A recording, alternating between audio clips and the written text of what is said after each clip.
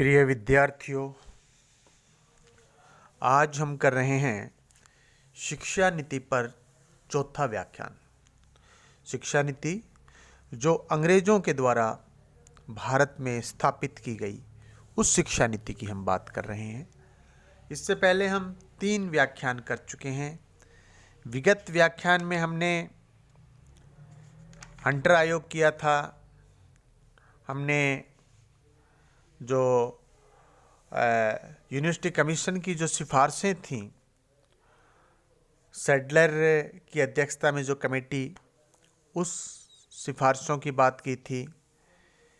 और हमने इसके साथ साथ मॉन्टेस्क्यू जो सुधार 1919 में हुए, उसमें शिक्षा के विषय में जो प्रावधान किए गए, उन पर भी हमने बात की थी।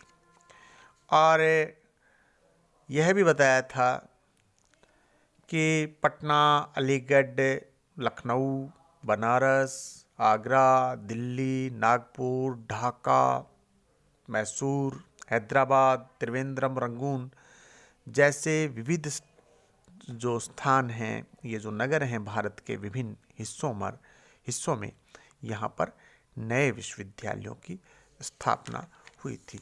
इन बातों की चर्चा हमने कल पिछले व्याख्यान में की थी। आंकड़े भी दिए थे कि जो संस्थाएं हैं, चाहे वो विश्वविद्यालय हों, चाहे महाविद्यालय हों, चाहे प्रोफेशनल जो इंस्टीट्यूट है वो हो, हाई स्कूल हो, इंग्लिश मीडियम स्कूल हो, हमारे देसी भाषा के स्कूल हो, इन सब के जो आंकड़े हैं 1928-29 से, और किस प्रकार अगले वो 10 साल में बढ़े और फिर उसके बाद 5 साल में बढ़े, वो आंकड़े भी दिए थे। और उन आंकड़ों से एक बात आई कि इंग्लिश मीडियम के स्कूल बढ़े, सारे बाकी इंस्टीट्यूट बढ़ते रहे, लेकिन जो हमारी स्थानीय भाषाएं हैं, वो जो हमारे स्कूल हैं, वो उनकी संख्या में कमी होती गई। विद्यार्थियों की आंकड़ों की भी हमने विगत व्याख्यान में बात की थी। आज हम बात करना चाह रहे हैं कि आधुनिक शिक्षा से कुछ लाभ हुए, अंग्रेजों ने भी बताए और हमने महसूस भी किए। कुछ नुकसान भी हुए तो कुछ लाभ भी हुए। वे जो नवीन शिक्षा पद्धति है, उसमें जाति और धर्म का कोई विचार नहीं था। उसके बिना सबके लिए सुलभ थी। परिणाम स्वरूप भारत में तेजी से शिक्षा का विस्तार हो पाया। दूसरे शब्दों में कहें तो आधुनिक शिक्षा के विकास के साथ धर्मनिरपेक्ष शिक्षा पद्धति का विकास भी हुआ। सभी जाति के लोगों को पढ़ने का अवसर भी मिला। अवसर सबके लिए था, लाभ कितने लेते हैं वो एक अलग विषय है। पाश्चात्य साहित्य एवं दर्शन के अध्ययन से लोगों में जाति प्रथा, प्रतिक्रियावादी विचारधाराओं को अस्वीकार करने का साहस ही पैदा नहीं हुआ, बल्कि प्राचीन अंधविश्वास, भाग्यवाद और जो एक हमारे यहाँ देववादी धारणा, वो उनका उन्मूलन का मार्ग भी बना। यानी कि अंधविश्वास मिटने लगा। ये जो भाग्यवादी होता है कि सब जो करता है ईश्वर करता है, वो ये जो इस प्रकार की विचारधाराएं थीं, वो विचारधाराएं समाप्त होने लगी। 1916 में पुणे में भारतीय महिला विश्वविद्यालय की स्थापना कर्वे के द्वारा की गई। 1936 में यह बदलकर बम्बई आ गया, भारतीय महिला विश्वविद्यालय। इसने अत्यंत बहुमूल्य काम किया। रस्म रिवाज और पूर्व संस्कार अब तक नारी शिक्षा की वृद्धि में बाधक थे, वे तेजी से लुप्त होने लगे, मिटने लगे। वे बातें खत्म होने लगी। एक जबरदस्त लोकमत इसके पक्ष में बढ़ता चला गया, नई शिक्षा के पक्ष में, महिला शिक्षा के पक्ष में। कहा जा सकता है कि स्त्रियों की अपनी दुर्दशा का अभिज्ञान आधुनिक शिक्षा से ही हो पाया।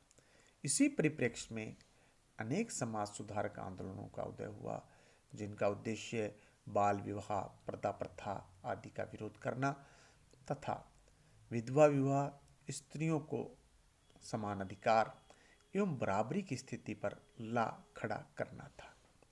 दूसरे शब्दों में, शिक्षित भारतीयों ने हिंदू समाज के सुधार की आवश्यकता समझी। नई शिक्षा में हिंदुओं को अत्यधिक प्रभावित किया था। अतः उन्होंने जाति प्रथा को समाप्त करने, उच्च जातियों में विधवा विवाह, तलाक को स्वीकार करने, विधवा विवाह और तलाक को स्वीकार करने, विवाह की आयु बढ़ाने, अस्पृश्यता यानी कि छुआछूत का निवारण करने, और जो अभी तक जो दलित थे, जो अभी तक बहुत पिछड़े हुए थे, गांधी जी ने जिनको हरिजन कहा, उनकी आर्थिक दशा सुधारने के आंदोलन भारत में शुरू हुए। राजा राम मोहन राय, स्वामी दयानंद सरस्वती जैसे लोग प्रमुख भूमिका में आए। अंग्रेजी शिक्षा के माध्यम से पाश्चात्य विचार भारत में फैले और पाश्चात्य जो ग्रंथ हैं, अंग्रेजी पुस्तकें हैं, उनके अनुवाद, इनके अध्ययन से भारतीयों का ज्ञानवर्धन हुआ और उन्हें एक विश्व जनीन दृष्टिकोण प्राप्त हुआ। उनका दृष्टिकोण में व्यापकता आई। भारत पर अंग्रेजी राज्य की विजय और उसके शासन ने जिस नवीन राजनीतिक व आर्थिक वातावरण की दृष्टि की, उसके कारण भारतीयों के समक्ष नवीन समस्याएं उत्पन्न हुई, जिनका समाधान ढूंढने में उन्हें विदेशी साहित्य के अध्ययन से सहायता मिली।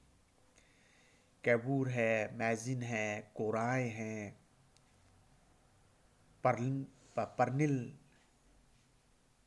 जेम्स मिल को उन्होंने अपने एक काउंसलर के रूप में, परामर्शदाता के रूप में स्वीकार किया।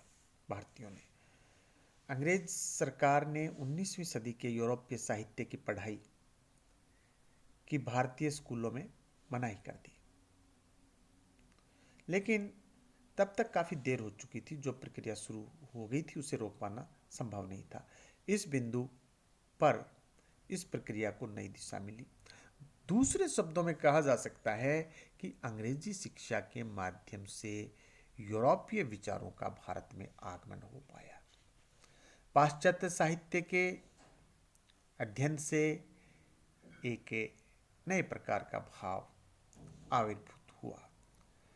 पाश्चात्य साहित्य में स्वतंत्रता, राष्ट्रीयता, लोकतंत्र की भावनाएं बहुत अधिक थी। इससे पढ़कर भारतीयों में राष्ट्रीयता के भाव भी जागृत हुए। शिक्षित वर्ग लोकतंत्रात्मक प्रणाली और स्वशासन की मांग करने लगे। अंग्रेजी भाषा के अध्ययन से बहुमूल्य ग्रंथों में संकलित प्रजातांत्रिक और राष्ट्रीयता के खजाने खुल गए। ब्रिटिश शासन के अधीन रहने से ही नवजात राष्ट्रीयता का जन्म हुआ। अब ये एक अलग बात है कि यदि ब्रिटिश, ये कुछ भारतीय इस बात को स्वीकार नहीं करते हैं कि अंग्रेज़ों से ही हमने राष्ट्रीयता सीखी या प्रजातंत्र सीखा।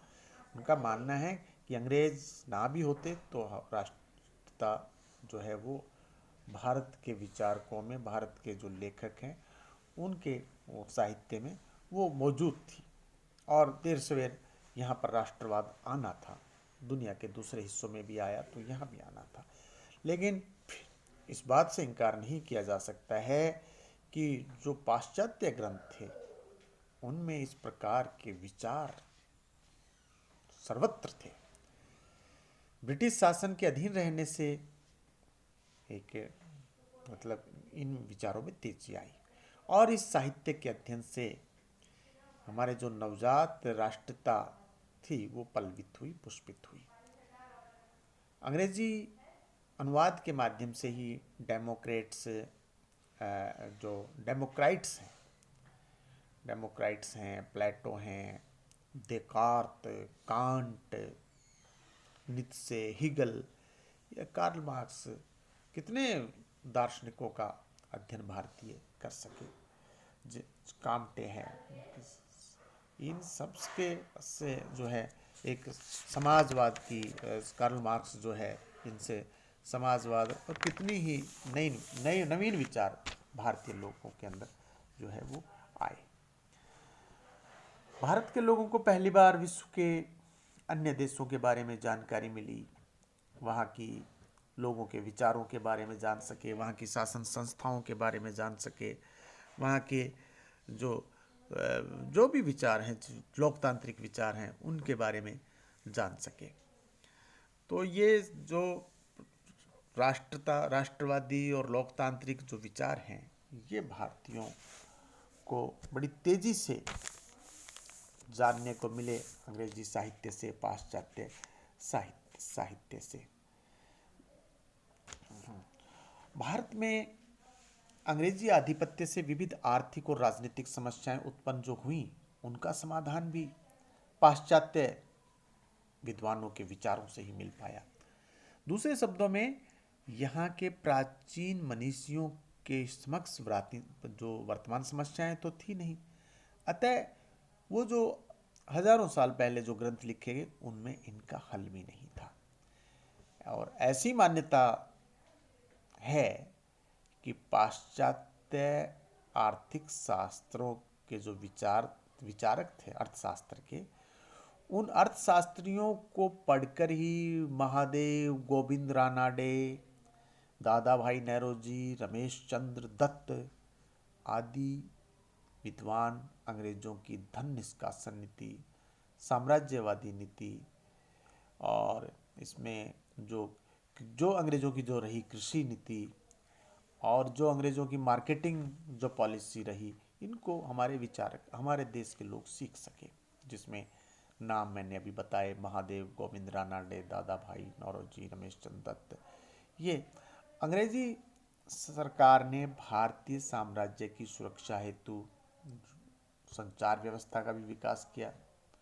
ये आप जानते हैं विद्यार्थियों को, लॉर्ड डलहौजी ने रेल के अलावा डाक तार, कितनी जो है उस समय यहाँ पर इस दिशा में प्रगति हुई। अंग्रेजी शिक्षा के योगदान से यह प्रश्न उठाया जाता है कि राष्ट्रवाद के उदय में अंग्रेजी शिक्षा का कहाँ तक योगदान था। यदि भारत में अंग्रेजी शिक्षा का अस्तित्व न होता तो क्या भारतीय राष्ट्रवाद का जन्म हो सकता था? तो ब्रिटिश विद्वानों का दृढ़ विश्वास है कि भारतीय राष्ट्रवाद उनके द्वारा लाई गई आधुनिक शिक्षा का परिणाम है। आधुनिक शिक्षा ने भारतीयों को पाश्चात्य चिंतकों द्वारा प्रतिपादित स्वतंत्रता संबंधी सिद्धांतों से परिचित करवाया, जिसके कारण यहाँ स्वतंत्रता की भावना जागृत हुई। मैक्सली की धारणा है कि स्पष्ट है कि 19वीं सदी के 8वें व 9वें दशकों में राष्ट्रवाद विदेशी संस्कृति के दखल से प्रकट हुआ। तो ये ऐसा मानना है वहाँ के लोगों का। दादा भाई नौरोजी, रमेश चंद्र, सुरेंद्रनाथ बनर्जी ने नए विचार ही नहीं दिए, बल्कि उन्होंने उन सिद्धांतों का अनुमोदन या परिवर्तन के साथ प्रतिपादित किया कि जो उन्होंने पाश्चात्य साहित्य व अध्ययन से ग्रहण किया, वो आगे उन्होंने उसको परिष्कृत किया। तो ऐसा कहा जाता है कि वहाँ से हमें लोकतंत्र की, राष्ट्रवाद की, आर्थिक इतिहास की, आर्थिक विचारों की, इन सब की हमें वहाँ से जानकारी मिली। अंग्रेजी शिक्षा प्राप्त भारतीयों ने पाश्चात्य लोकतांत्रिक साहित्य का भी अध्ययन किया और उससे प्रभावित हुए। ब्रिटिश लेकिन वो इन सबको पढ़ा। और अब ये जो उनकी पढ़ाई है, ये जो भारत में एक जो शिक्षित वर्ग हुआ, वो ब्रिटिश साम्राज्यवाद का जो है वो कटु आलोचक हो गया। और वो वो वो उन्होंने ब्रिटिशर्स की जो है आलोचना करनी प्रारंभ कर दी, और भारत के लिए उन्होंने अपनी आवाज़ जो है वो उठानी प्रारंभ कर दी। शेष अगले व्याख्यान में। बहुत बहुत धन्यवाद।